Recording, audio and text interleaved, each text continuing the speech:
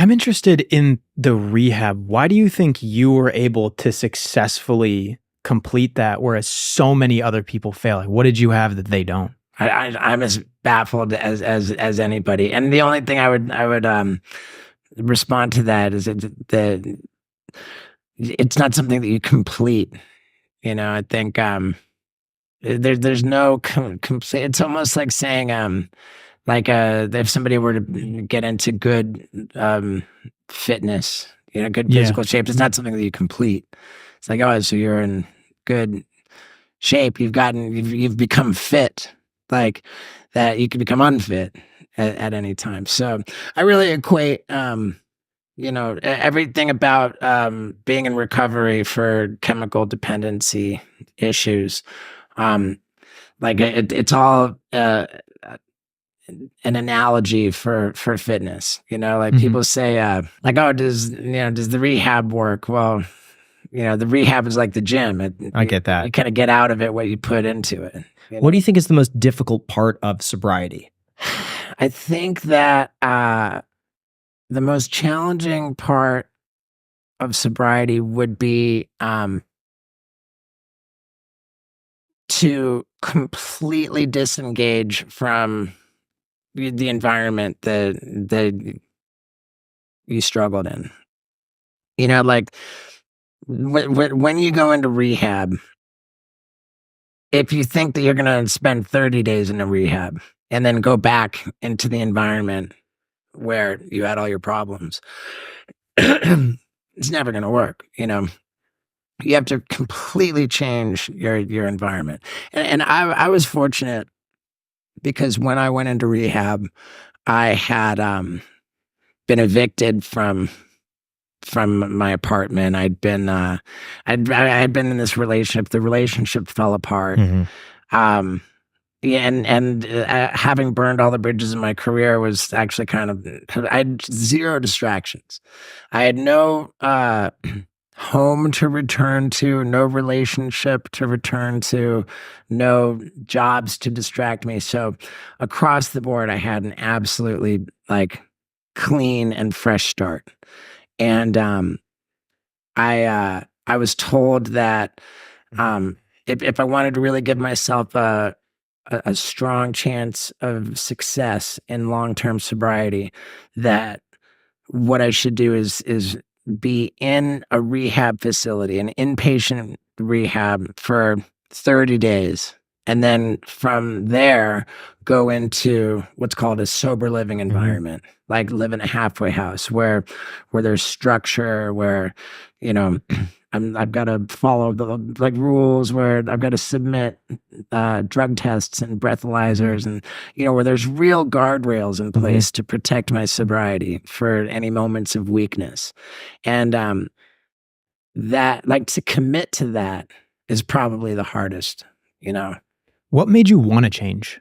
I just could not make it through a day without perpetrating some ghastly behavior that brought about shame and humiliation on just a horrifying level. Where would you hear the shame and humiliation? Was that other people telling you this, or was this you looking back and saying, I wish I didn't do that? I think I could sum it up by saying that the way that we treat others, the way that we behave, is a reflection of how we feel about ourselves. I think that there's some kind of a spiritual law in that.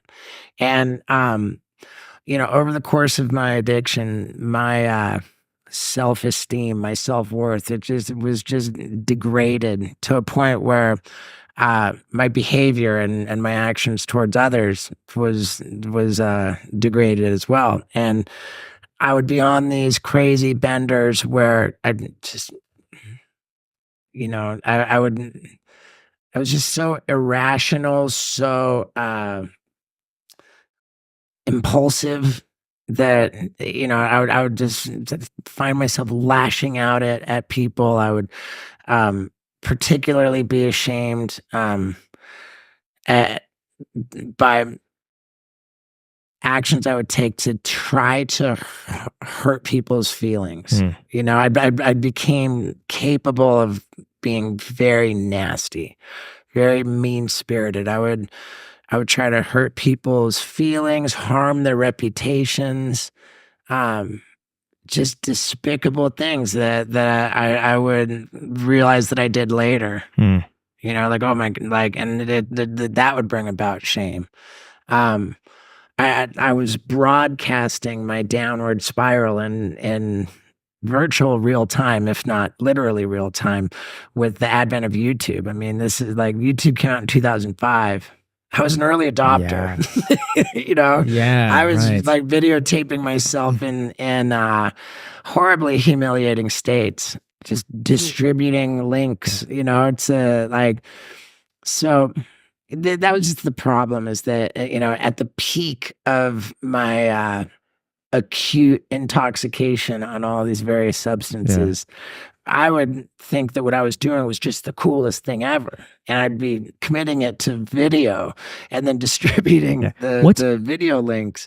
And then later coming to realize, oh, that wasn't super cool. Do And you ever that's where the- look back at those videos, or do you ever like watch them, or what's that like for you to see yourself in that state today?